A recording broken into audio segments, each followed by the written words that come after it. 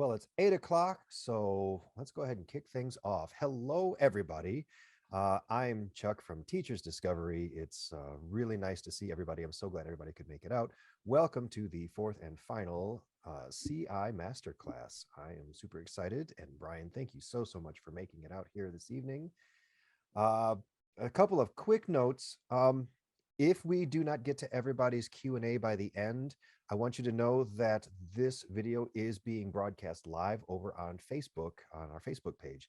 So I encourage you to go over to that video because it's going to be available the moment the event's over. It's just there. And you can leave those questions as comments. And Brian will be checking those out throughout the rest of the week, which I guess is Thursday. So it'll be like tomorrow and maybe the weekend, and seeing what's there and responding to your questions. And I think your slide also has your email address, so people can just reach out to you directly if they want to ask those questions.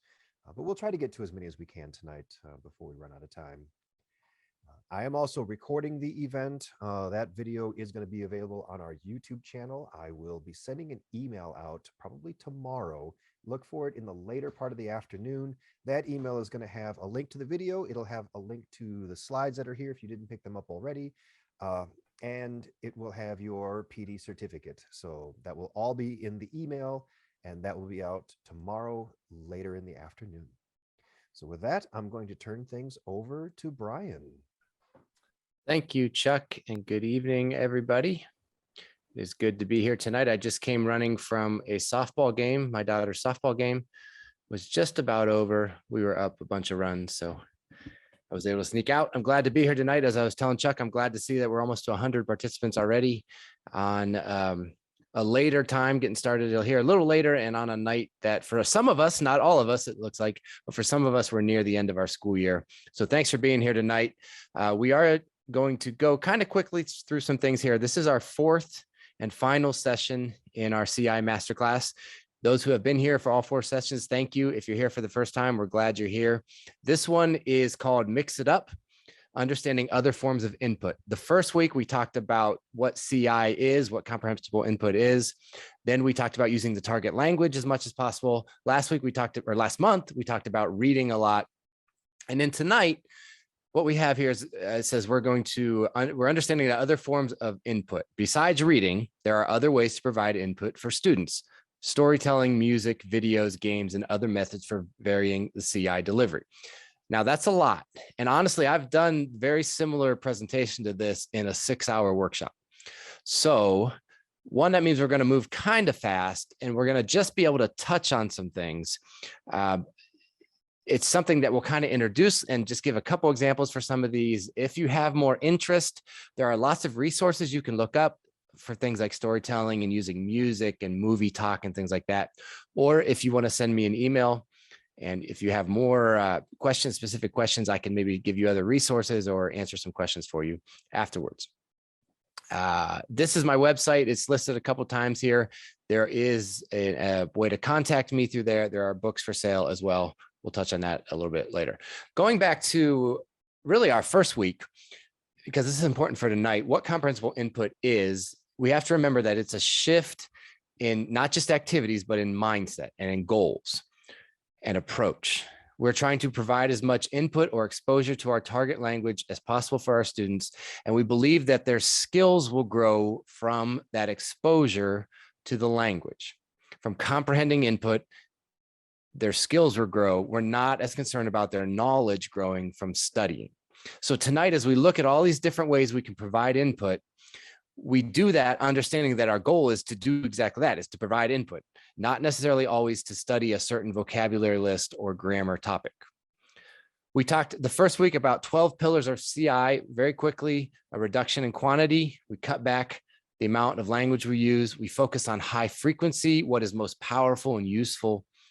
We have an unwavering commitment to using our target language because we're cutting back what we're doing. It makes it easier to use the target language, and we're going to focus on growing our skills and our processing with what we do.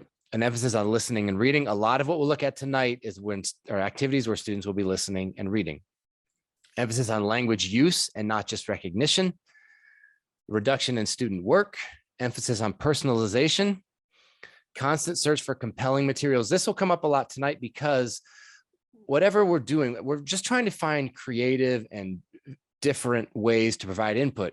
And we're trying to make that input compelling. We're trying to make students want to pay attention, and this is really it too, a variety of activities with the same purpose. An awareness of processing abilities, an emphasis on experience, and then an emphasis on proficiency-based assessments. We're not going to get into assessment a lot tonight, but we do need to remember when we use these activities, when we teach in this way, we need to also assess in the same way that we're assessing skills and not just knowledge. So when we look at providing input for our students, what I think of as like the meat and potatoes or the bread and butter, or what we're going to do most of the time is reading, storytelling, and discussion. Personalized questions, a lot of just talking with our students. We talked last time about reading and how important that is. It's a great source of input. Storytelling for me is another one that I use a lot to provide input. Storytelling, I'm just going to talk about for a second here. It is something that some people really use a lot and some people don't like and they don't use, and that's fine. It could be its own workshop. It's something we could talk about for a long time. For tonight, I'm just going to say that storytelling is basically telling a story to your students, soliciting details from them, having them be active participants in creating a story and repeating a story over and over again.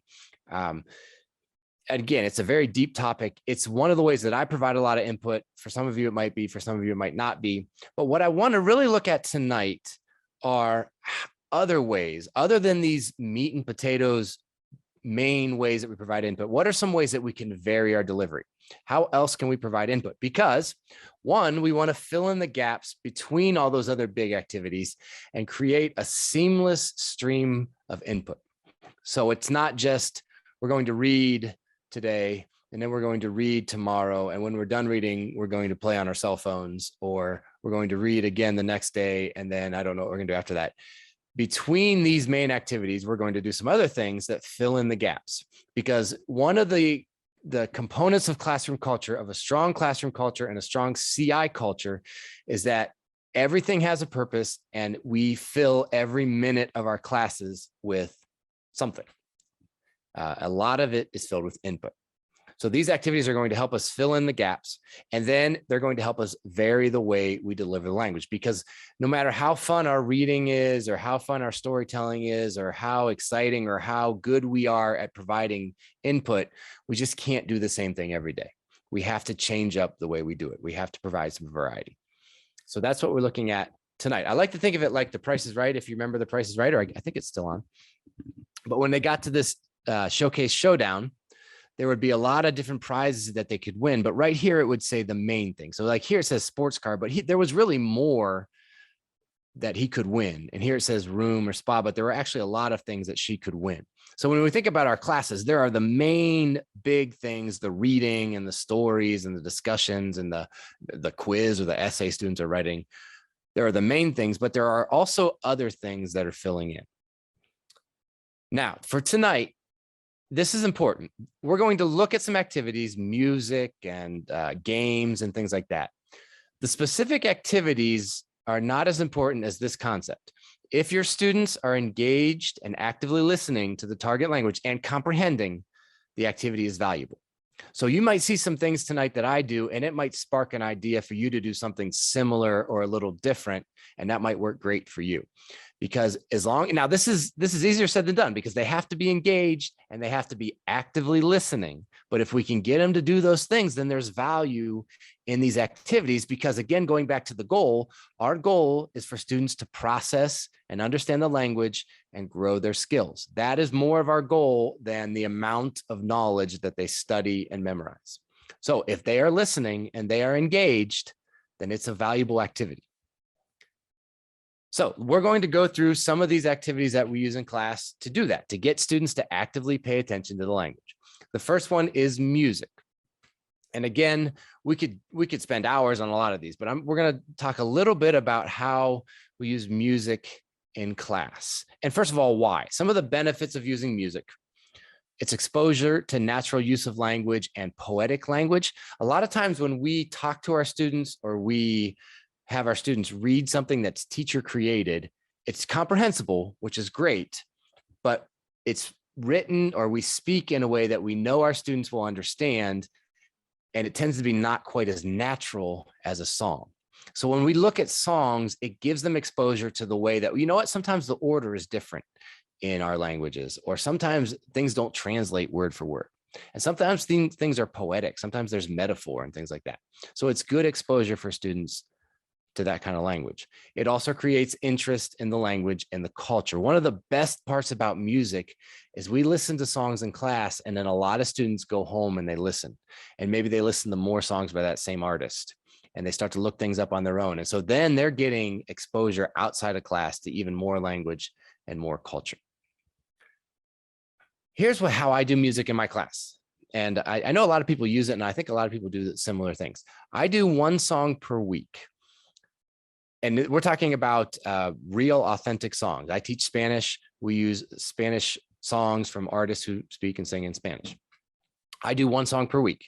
I don't do it every week. Probably 28, 29 of our 36 weeks or whatever. Maybe not even that much, maybe 20. We're going to listen to a song. And it's the same song every day. At the first 5 minutes at the beginning of every class, we're going to listen to that song. It's the first thing we do. It's actually, we might start with good morning, how are you doing? And then we're going to listen to the song, and then we're going to get into our date and day and weather and joke and all that stuff. But it's really the first thing that we do, because that helps us do it in a timely manner. It also gets us into the Spanish kind of mindset and mode before class starts. So for me, this was revolutionary. Somebody told me this years ago, because I used to do songs and I would do it like once. We would listen to the song once and spend some time on it and then done. But this idea of doing it for 5 minutes at the beginning of every class has been really helpful. When we listen to songs, there's lots of activities that we do. The most common one is close. Close activities where you fill in the blanks. We also sometimes translate parts. We listen and pause. So maybe students are listening to a song and I'll pause it, the music, and I'll say, what would the next word be? We fix the errors. So I'll take the lyrics to a song and I'll write them up and I'll make a bunch of mistakes. I'll change a bunch of words and I'll say, your teacher is so dumb. He got all these words wrong. You have to try to fix them to the right words. Hot potato is an activity where I will project the lyric video on screen and we'll pass a ball or a potato around class. And when I stop the music, whoever has the ball in their hand has to translate what's on the page or what's on the screen, or maybe just read what's on the screen. Mind for English. I'll show you this in a second. It's just basically matching English to Spanish. Interpretive dance. I don't do this because I'm not a good dancer, but I know some teachers do this. They will give sections of songs to students and say, make up a dance that correlates the lyrics, fits with the music and correlates those lyrics or fits with those lyrics. And then videos. Usually what we'll do is we'll do something with audio and listening to the song for the first 3 or 4 days. The 4th day, we maybe watch a lyric video. The 5th day, we watch the real video if it's appropriate. Sometimes they are not school appropriate. Okay, so let me show you some examples of these. Here is a close activity. And again, I know a lot of us do this. So this is song Vida Rico, just blanks. Now, depending on the level of your students, you need to know where your students are. You know what words to take out, what words they wouldn't know, or usually what words they do know, they could recognize and hear. And then you can put a word bank in. With my lower level classes, I will usually put a word bank right here, at least early on in the year. As we move up in levels, I start to take that away and they just do it by listening. The first day we do it, they might get 4 or 5 words. The second day, maybe they get 10. Usually by the 3rd or 4th day, we have almost all of them filled in. And if one student doesn't have it, then another student probably does. Then we'll go over this all together near the end of the week. I don't usually do a lot of grades for this. I just hope I try to get students to buy into the idea that listening to the music, looking at the text, trying to comprehend it is another one of those things that's going to increase your skills in Spanish and make you better. And when it comes time to write or do some comprehension activities, it's going to make you better. Because I try to watch for students who just kind of, they like the music, but they just kind of doze off or they daze off and they look around the room. They really need to actively pay attention. Here's one with errors.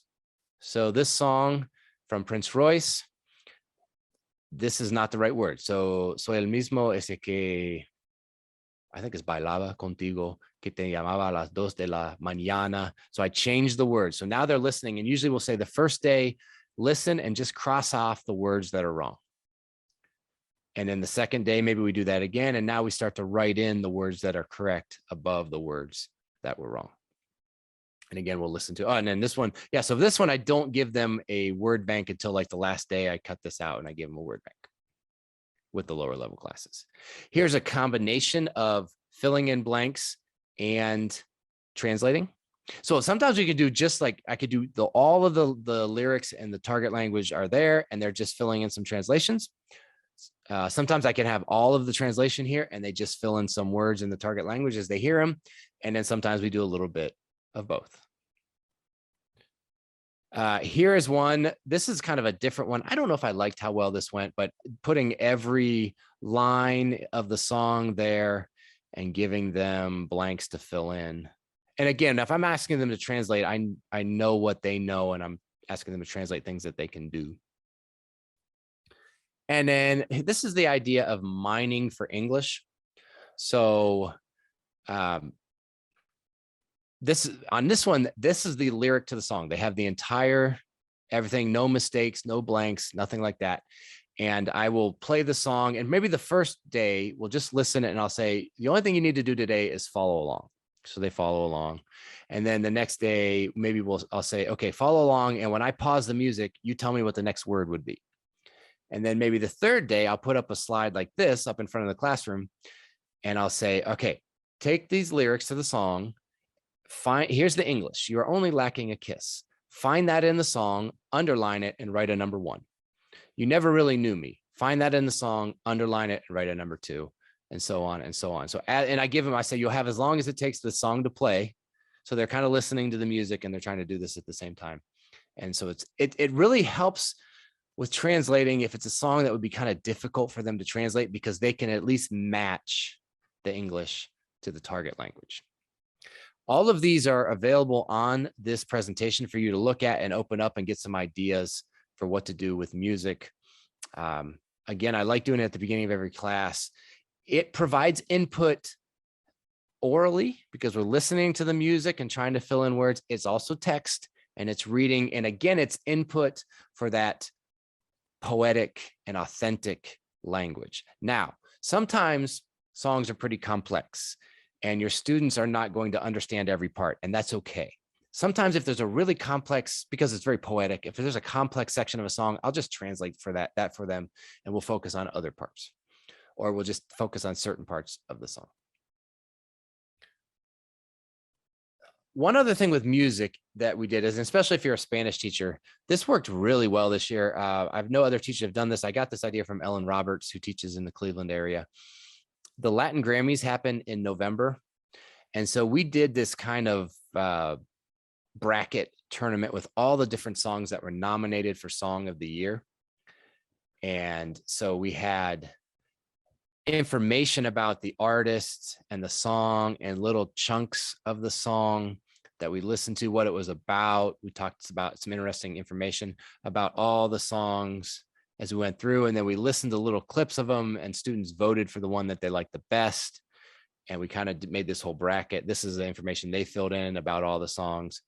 And it went really well. Like, they were really interested in that. It was fun. Then we got to pick what song, every class picked what song they thought was best. And then we got to compare it to what actually won the Latin Grammy for that year. So there are some years where I can do this, and there are other years where it seems like every song that's nominated is not appropriate for school. So you have to be careful with that. But and then for other languages, I imagine there are things you can do. There are other awards in other countries where you could do similar things. But it was a neat way to connect to culture.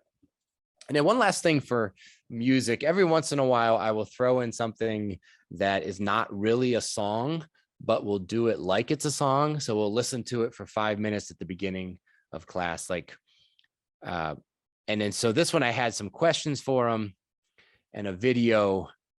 And I said, hey, listen to this great song, but it's not really a song, excuse me. Asegúrate de llamar la atención. Vean Wix. So we watched this video. Es amplio, tiene muebles cómodos. And yes, it's about that exciting the whole time. So we kind of laugh about it. I say, hey, let's listen to this great song. And they're like, no, this is not a song. But it's a good audio practice for them. We do those kind of things every once in a while too, 5 minutes at the beginning of every class. Students, again, are not as interested in those, but I like throwing those in every once in a while. Okay, so that's the value of music. We do that a lot at the beginning of class. Another thing that I do a lot is jokes. I tell jokes in my Spanish classes. I believe in this. If I can make you laugh, I can make you listen. This is why we do jokes. It is an engaging form of input. Again, this is getting students to listen to the language. Now, they don't laugh at every joke, and I don't care if they don't laugh at every joke. They roll their eyes at most of the jokes, but they listen, and that's important. I want them listening. So it's just a different way for them to hear the language. It also helps me establish a routine in class. In a CI class, there's a lot of openness. There's a lot of student participation. So wherever we can establish a little bit of routine, it helps with the structure of the class. And the fact that I tell a joke every day helps establish routine and gets us going into class. It promotes humor in the class. The jokes that I tell in class are rarely the funniest part of class, but it promotes that idea of humor and creativity in class. What's the funniest part of class are what the students say. They are funny. They are creative. They know what's funny to them. And so jokes kind of provide that atmosphere in class. And then it proves that the teacher's prepared. I bring a joke to class every day. Again, it kind of sets up the routine of class and proves that I am ready for class every day.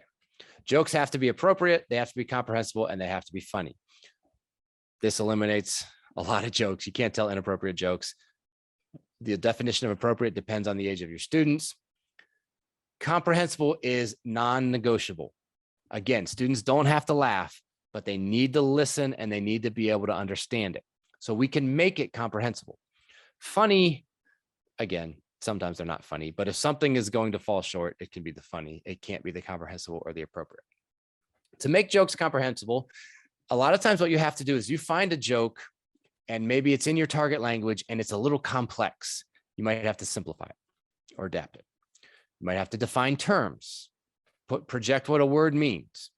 You might have to use gestures or speak very slowly. You might have to use images or actors. Every once in a while, I'll have actors come up and be part of a joke to really help us understand it. And a lot of times I will solicit details to get a lot of information from the students and just kind of draw the joke out. Because again, I don't care that much about how funny the joke is. I just care about the language that students are hearing. So sometimes if I can draw it out a little bit and actually have students tell me like the name of the people involved or their professions or whatever, it helps. The question I get a lot is, how do I find jokes? If you're committed to telling a joke every day or once a week or whatever, if you're committed to it, you'll find them. Search the internet. Again, eliminate the inappropriate jokes. Follow Twitter and Instagram and YouTube joke feeds. There are some joke books you can buy. Write down what you like and what you use. So if you find a joke one day and you think, oh, I'd like to use that in class, write it down somewhere or store it on your phone. And then one thing I found out that I have to do is I have to make lists of what I use in each level. So I don't repeat them. Every once in a while I do, but I try not to repeat the same jokes in every level. Sometimes I can correspond the joke and it fits with what we're talking about in class. Like in our AP class, we were talking about beauty and aesthetics and beauty pageants and fashion. And so I had some jokes that fit with that. Sometimes they don't. If you are a Spanish teacher, I do have a resource, and I just recently updated this. If you go to my website and you look at books and you go down here, there is a resource available with 300 jokes to tell in Spanish class. Sorry if you teach a different language, but if you're a Spanish teacher, that is available maybe to get you started with jokes. So, a couple tips to get started with jokes. Start with your highest level class because it's easier the more they understand. And then if you want to start going down, as you get better at making them comprehensible. Telling jokes is better. Every once in a while, I'll just show like a meme type picture. That's fine. But the jokes, if you can tell them and get some language input and oral language use that helps. Write down what you use. And here, I'll tell you a couple. This is one that you can do in very early on, level 1. La biblioteca is library. If your students know the word for library, if they know I want, and if they know some proper nouns, you could tell them this joke. So, well, I guess I have it here in English. Una persona entra en la biblioteca y dice, quiero una hamburguesa, papas fritas y una Coca-Cola. La bibliotecaria le dice, and by the way, I would, if this is a low-level class, you know, I would go very slowly. I would act out. I would have this picture up of the library, make sure we know what that is. I would act out kind of the guy walking in, be real dramatic. Quiero una hamburguesa, papas fritas y Coca-Cola. I would say, bibliotecaria, what do you think that means? And they would, usually they get it. Oh, that's a librarian. Yeah. And I would say, all right, she says, señor, es una biblioteca. Y el hombre le dice, yo quiero una hamburguesa y papas fritas. And so, because it's hard to tell jokes on Zoom workshops because I don't know if you even are laughing. I'm going to imagine that you're laughing really hard at that. Let me show you another one. Tortuga is turtle.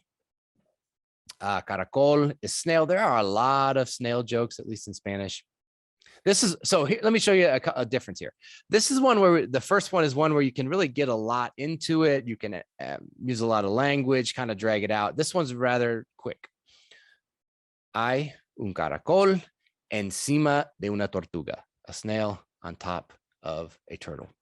¿Qué dice? ¿Qué dice? What does he say? El caracol. What does he say? He says, wee, because the turtle is so fast. A skeleton walks in a bar. You don't have to say bar. You can say restaurant. A skeleton walks into a bar and says, I want a Coca-Cola and a mop. Because when he drinks it, it goes through. I want to show you. Yeah, okay. Here's one. Here's an example of one that is more of a story. It's one that you can drag out and get a lot of input with. There's a joke where you say there are 3 thieves, maybe pick 3 students from class that are going to be your thieves. And by the way, with vocabulary, with the jokes, some of the vocabulary is something that you want to repeat over and over and you want them to internalize and use. Sometimes it's just, they just needed to understand the joke, and that's fine because we're working on increasing their processing. So there are 3 thieves, and this one drags out way longer, but I'll do it quickly. The first thief walks into a bank to rob the bank because he wants money. He makes a noise. The police officer says, hey, who's in my bank? And the guy says, meow, meow. And the police officer says, oh, it's just a cat. The second thief does the same thing, walks in to rob the bank. He makes a noise. The police officer says, hey, who's in my bank? Is there a thief in my bank? He says, meow, meow. And the police officer says, oh, it's just a cat. The third thief enters the bank and he makes a noise. The police officer says, hey, who's in my bank? Is there a thief in my bank? And the third thief thinks for a second and he says, it's another cat. I'm just another cat. Which is funny because cats can't talk. But again, we drag that out. This is a joke. Even a joke like this, I can tell to people who have never done Spanish, who don't know any Spanish, and they can understand it using the images and defining the words and using the gestures and going very slowly. Okay. Let me show you one more. And I'll just translate it. Sometimes I project the text on the screen, and sometimes I don't. Sometimes it's kind of reading comprehension. Sometimes it's oral comprehension. First day as a pilot, the tower says, can you give me your position? The pilot says, I'm close to a cloud that looks like a lion. And the tower says, can you be more specific? And the pilot says, Simba, because it meant the lion. So again, there are 300 of those in Spanish. If you're interested in that, for me, it's just another way to provide input for my students. A lot of them talk about how dumb the jokes are and they don't like them. But if I ever forget to tell one, they yell at me, hey, you got to tell us a joke. Or if we miss a day of school, they say, you got to tell us 2 jokes because we didn't get one yesterday. So again, they don't have to laugh. They do have to listen. Trivia is another activity we did. And I think I talked a little bit about this in the first week and actually the third week, because trivia is a great way to connect us to culture of countries where they speak our language. It's also another great way to read. Trivia is a way I provide input. We do it once a week. I ask the same question to all of my classes. I have 6 classes. They each get the same question. They are based on the culture of our target language. The class who answers correctly, or the classes who answer correctly, or the closest to correct, earn a point. At the end of the year, the class with the most points wins ice cream. Sometimes they pick pizza or whatever, but they win a prize at the end of the year. All questions include text or explanations in the target language. So for the students, this is what is compelling, trying to win at trivia. For me, what I care more about is the text and the audio that they're listening to and reading, and then the culture that they're learning. Here is my trivia slide from this year, which, yes, we are finished for the year. And this doesn't necessarily have everything. Sometimes we do trivia things that are not, they don't end up on your slide. You can see how long this is. Here is my, so these are my classes. Every class is 2 mods. We have really short mods. This is the class that ended up winning. They had 13 points at the end of the year. This class was very close. This class didn't have any points before Christmas, and then they came on pretty strong at the end. I'll show you some of the questions that we do. This is the last question. What country is this? And I showed them some information about the, yes, this was a very easy question. Showed them some information about the country, what the money is, there's volcanoes, who the new president was, and then every class. And what the class usually does is they vote. They pick what they think is their answer, and then if they're right, they get a point. Let me show you a couple other ones we've done recently. We do sports ones a lot of times because sports ones are going to happen, so it's impossible to cheat. It's kind of connects us to some of the culture. So this is Carlos Carrasco. He was going to pitch. The question was, how many batters was he going to strike out in that game? And so the classes all picked what they thought. The next day, we watched the video about the game. We read in Spanish the report about the game. We talked about some of the vocabulary. We talked about how many strikeouts he actually had. He had kind of a rough game that night. And here's one we did. This I don't think I have text on, but I think all I did for this question was I said, what is the combined age of these 2 actors? And some classes recognized them, some didn't. They are actually Javier Bardem and Penelope Cruz were both nominated for Oscars this year, both from Spain, right? I believe they're both from Spain. And so the next day, so the first day, they just picked how old they thought they were. The next day, we talked a little bit about who each of them is and what they've done and the fact that they're nominated for Oscars and what their ages were. Here is... Let me show. Okay, yeah, here's a good one. I think I did show this in one of the other ones. We talked about the soundtrack for Encanto and the top 100 list in the United States. And I said, okay, for every song on that list from this soundtrack, it will get a number of points based on where it is on the list of the top 100. How many total points did the songs from Encanto have? And so the classes guessed. And again, the next day, we went through and we looked at all the different songs that were on the top one. And this was when this Bruno song was #1 in the country. We talked about all the different songs and where they are on the list. And there were a lot of them on the list at that time. So again, you have access to this. If you want to look at some of my other things I've done for trivia, we do play GeoGuessr a lot, or every once in a while, which is kind of a map geography thing based on Spanish speaking countries. That's a fun one. We do Kahoot sometimes. We do some kind of video things, and students get really into it. It's a great way to get them some input in class. Let's talk about games. And again, I just recently did a workshop that was just about games. We could spend a long time on games, but let's just touch on a couple ways that we use games. They should be played in the target language. They can be a source of input, review, or output. Tonight, we're just going to look at basically the ones that we can use as input, but you can also use them for review. You can use them for output. We should have a deliberate purpose when we play games. There's a reason why. And sometimes that reason is just I want to provide input. I want to speak Spanish today, and I want my students to hear a lot of Spanish. That is a purpose, but just make sure there's a reason we're using them. They work best when all students are engaged at all times.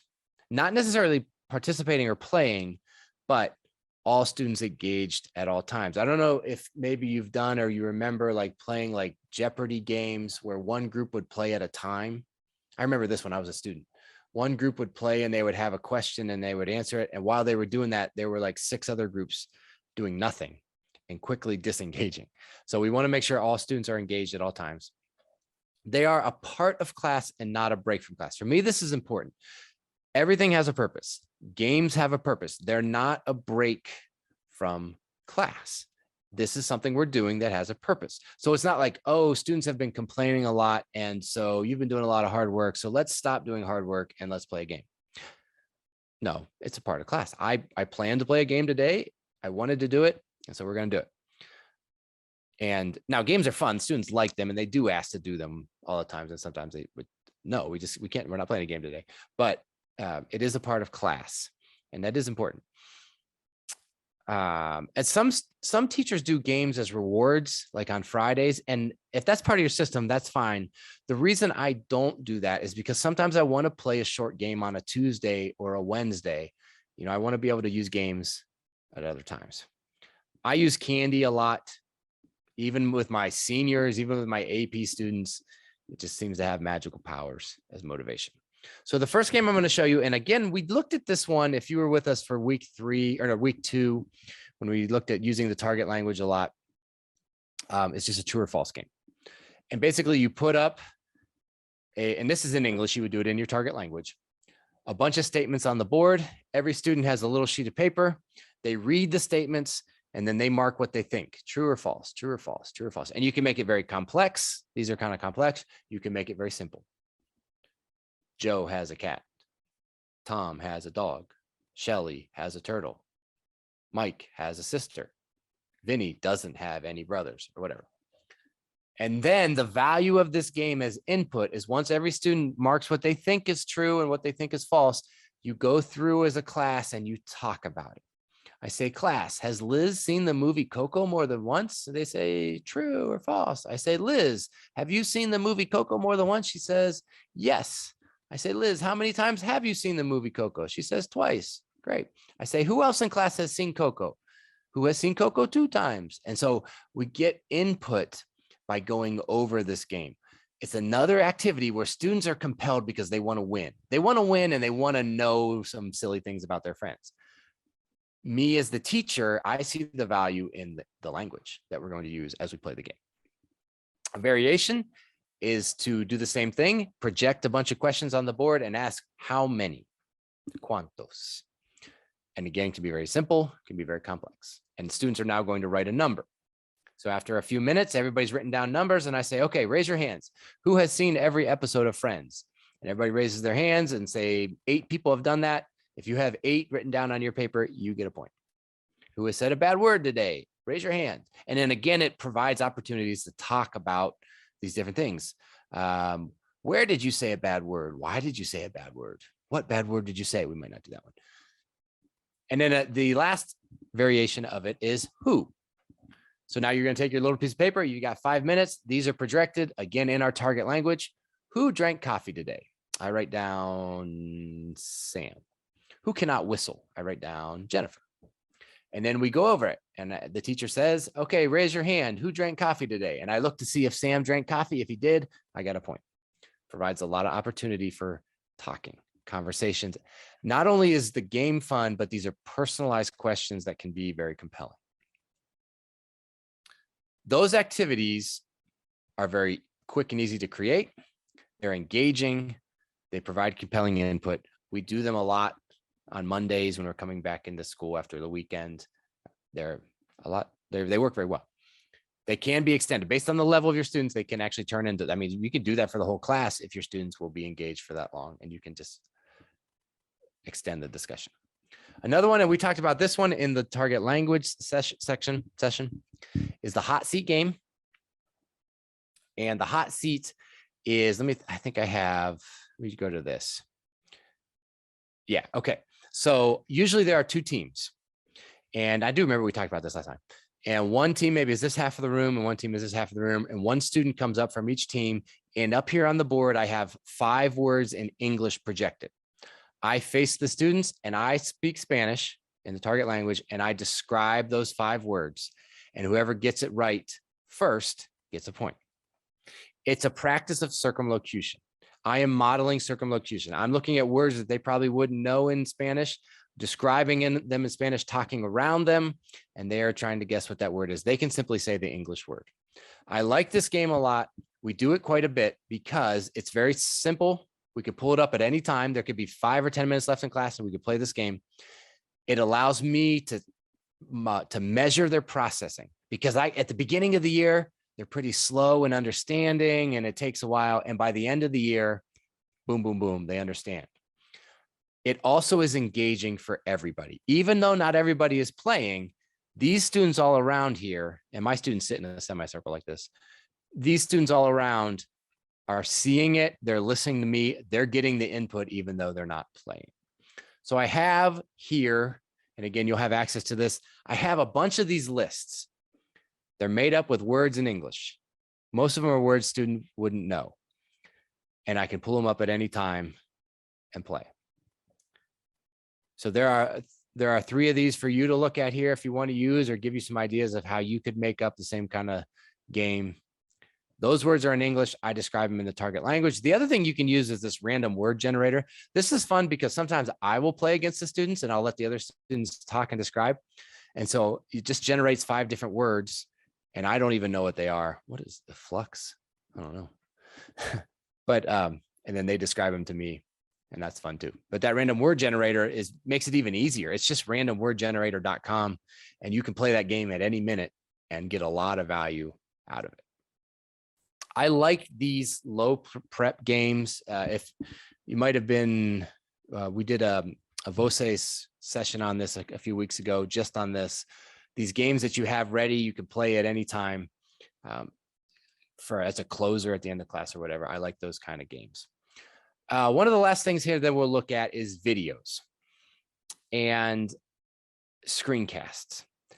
After the pandemic, after doing a lot of remote lessons and learning and teaching, I think a lot of us have gotten good at using videos and screencasts. I used to do it before the pandemic. I did it obviously a lot then, and I do it every once in a while now. There are a lot of examples here. Screencasts, if you've not used a screencast or done it before, there are some instructions here on this slide. I think this is a video I made about how to use Screencast-O-Matic, which is one option. There are other options to make screencasts. It is basically you recording your voice and your screen. And then that's another good way to provide input for your students. I'm going to show you now, you can do that and you can give it to your students. One way that I like to do it is with Edpuzzle. We have access to Edpuzzle at my school. If you do, it's a great resource because you can see and know how much of the video your students watched. You can throw questions in there. You can throw notes in there, and you can keep students accountable for what they're watching. If you don't have Edpuzzle, you can still create screencasts and give it to your students. Then you maybe have to do some questions and things that keep them accountable. Let me show you an example here of one we did recently. This was based on a reading. Hola clase, it's your boy Profe. I'm a little silly on it sometimes. Hoy es jueves esta semana, la actividad de Textivate, mucho explicar su nacionalidad. So in this one, it's actually a reading where I was reading to students and asking them some questions as they went, maybe showing them some notes. En 1980, petróleo. So as I was reading this, I also was showing them some images and kind of basically simply explaining some of the text. Y mucho dinero. Había una buena economía, todo estaba muy bien. And there's questions in there. Also with screencast, what else was I going to show? Oh yeah, this one. Another example. This was, and I didn't put a lot of questions in this one. Hola clase. I just skip ahead a little bit here. famosas mexicanas, hay mucho de la historia de México, exclusiva. And so it's just, again, it's variation. It's them hearing my voice again, like they do in class, but every student has to engage with this because they have it individually, and it's just something different. And it allows us to, you know, you can even include some videos in with it. I think I did included some video within the video. So screencasts are a great way to provide a different source of input for our students. I will show you one more thing here that we did. This one is actually not me talking. It's a video, an actual video from YouTube. Hola mi gente, me encuentro en el residencial Sanssouci por la avenida España en Santo Domingo Este, y esa casa, esa belleza de casa. And then you can include some notes in here about some vocabulary and things like that. Ustedes están mirando ahí, yo se la voy a mostrar ahora porque la estoy vendiendo. Tiene 625 metros de construcción, 4 niveles. And you can also like talk over a video, so that you could pause it and talk about what he's saying. If you're familiar with movie talk, you can kind of describe what's going on in scenes. So making screencast is another great way to provide input for your students. These are all, if you want to look at these later on, these are all chapters of books. Yeah, so screencasts are a great way to do that. Edpuzzle, I love Edpuzzle. I know not every district has access to it, but I really do like that. And then the last thing I want to show you here is art, is drawing. We do a lot of drawing. Drawing connects students. It's just something, again, it's variation. It helps them connect in a different way. Sometimes we'll, and this is kind of a storytelling thing, but I will create a setting and ask for details about a story, and everybody together draws what's going on. I think I had, yeah. So this was from one class where we did that. We came up, so basically in this story, there was a person that had a whole bunch of pets, and he was sick of all his different pets for all the silly things that they did. And he wanted to get a new pet. He wanted, I think he ended up wanting a gorilla or whatever. So the students are all drawing this as we go through the details. I'm drawing it. And then this is good for input because they're hearing it as they draw, and then we can retell the story based on the images that we have. I'm drawing it as they do it. I have a document cam. You could draw it on the board, on a smart board or whatever. And it's just another way to provide input for the students. And then they can use that for lots of things. The other thing is Pear Deck. And again, this is something that I love. It's a resource that we have, and it's basically students draw on their computer. You can do it with Pear Deck. You can do it with a piece of paper. You can do it with images, or you can have them draw. And basically you ask students, you give them a statement or you give them a question, and they have to draw their answer. So maybe it's like fear. Draw something that you're afraid of. Or maybe it is this weekend. Draw something you're going to do this weekend. And whatever it is, the value again in this activity is after students draw, then you talk about it. With Pear Deck, you can project it. With paper, you could pass it around or just look at it or whatever. And you put up a picture and you say, okay, this is what Tommy drew. What's he going to do this weekend? Oh, he's going to go bowling. Great, he's going to go bowling. You show the next one. Oh, this is Jennifer. What is Jennifer going to do this weekend? Is she going fishing? No, I don't think she's going fishing. Oh, she's playing golf. Yes, Jennifer is going to play golf. Jennifer, where are you going to play golf? So again, the drawing and the art allows students to be creative, and they have a lot of fun with drawing because some are good at it, some are incredibly good at it, and some are incredibly bad at it. And it doesn't matter because it's not art class. It's all about the language we can use with the drawing. So one of the things I said when we started here is the activities aren't as important as the concept of what can I do to provide language and input for my students that they will understand and that they will engage with. So hopefully, again, this is very quick. If you have questions about other things, maybe you can send me an email. You can look at the slideshow. You can find more resources on some of these things. Here again is my website. Again, there are books for sale there. You can also contact me there. And I hope that this has been helpful. We have about 5 minutes. And I know Chuck has to run at 8:55.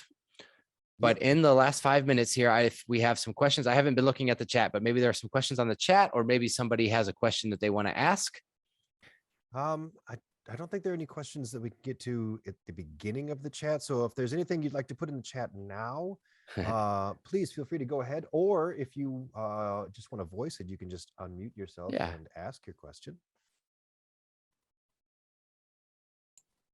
Hello, I'm Natalie. May I ask a question? Yes, please. It's regarding the trivia. So when do the students provide the answer? So I show the question and then we vote the class. So right then. So maybe the question is just an example, like who is the current president of Venezuela? The class, students in class suggest answers. I write them down on the board and I say, okay, let's vote. And the class votes to come to a consensus of what their answer is going to be. Okay. And then when do you give the answer then? The next day. Yeah. So yeah, and I don't show every class. I don't show classes what the other classes said. I cover it up. And so, yeah, every class answers. And then the next day is when we reveal what the actual answer is. And a lot of times it's that next day where I actually give more of the information. That's where I kind of connect more of the culture and we read something or show a video or something on the next day. But and you ask that question in the target language, right? Yes, absolutely. In the target language. Sure. Thank you. Mm-hmm. There's a question in the chats right now that says, how would you cater this to middle school classes that are 9-week classes? Cater trivia or cater everything? That is a good question. It does not say. Yeah. If it's trivia, I mean, so if it's a middle school class, and sometimes those middle school classes are more like cultural explorations, it might be something you do in the first language. It might be something you do in English. But otherwise, I mean, you would just have however many weeks you want to do it. Maybe just 9 of them, maybe 8 of them. Okay. And then for all the other activities, you just have to cut. You just have to simplify. You have to make it a little easier. So if you're doing that true or false game, again, it's very, very simple phrases that they're answering true or false about. All right. Hopefully that helps. A quick question. Have you ever had students Google the answer for trivia? Okay. So here's the deal with trivia. Sometimes classes will tell classes later on in the day what the question is, which because they have boyfriends and girlfriends and friends and they want to cheat that way, or they'll try to look it up on a phone or something like that. Yes. When that starts to happen, that's when I do a lot of trivia questions that you can't cheat on. Like, for instance, the sports things. How many points is a basketball player from Spain going to have tonight? How many batters is he going to strike out? I also do GeoGuessr and Kahoot and those things where it's harder to cheat because, yes, the classes do start to try to do that. So you have to be kind of savvy on that and try to avoid that. The other thing you do is just keep your eye out and don't let them have cell phones out. But the funny thing is as you get to the upper levels, the older students, they do less and less of that because it's like playing a board game with your family. If you cheat, it's not fun. Like they just, I don't know. It's more fun to try to not cheat. Bryan, quick question. Do you have a particular curriculum that you follow, or do you just for CI purposes, you pick and choose different activities to give the input? Yeah, I have curriculum that I've developed over the years. So it's a lot of my own things. Yeah, it's kind of both. I do have that curriculum. I'm picking and choosing different units that I think are going to work well. And then in between those things that I've planned out is where I'm doing some of these activities that are just for the input. Okay, what about for middle school? Is yours particularly meant for high school or? It is. Mine is particularly meant for high school. Yeah. Okay. Okay, thank you. Mm-hmm.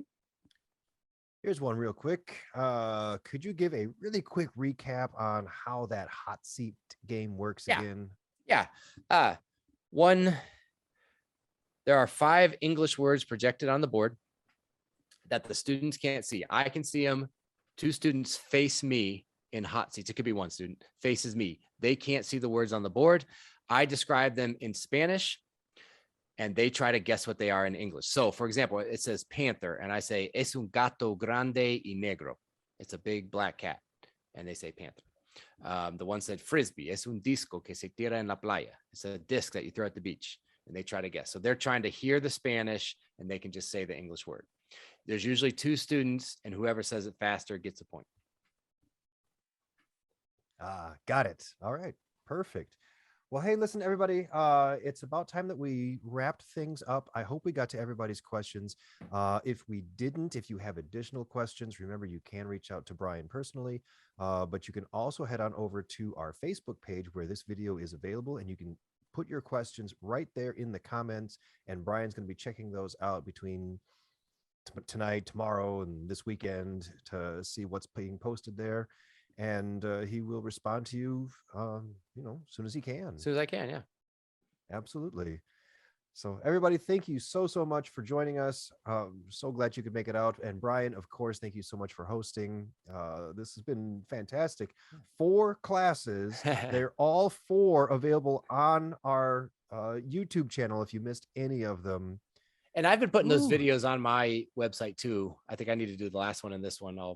They're in the resources section. I have the videos pasted there too. So. Perfect. All right. So they're available everywhere. Thanks, guys. It was fantastic. Oh, you're very, very welcome. Have a great end of your school year, everybody. I know some of you have maybe a month left, but have a great end of your school year. And thank you so much for being here and for your attention. Yeah.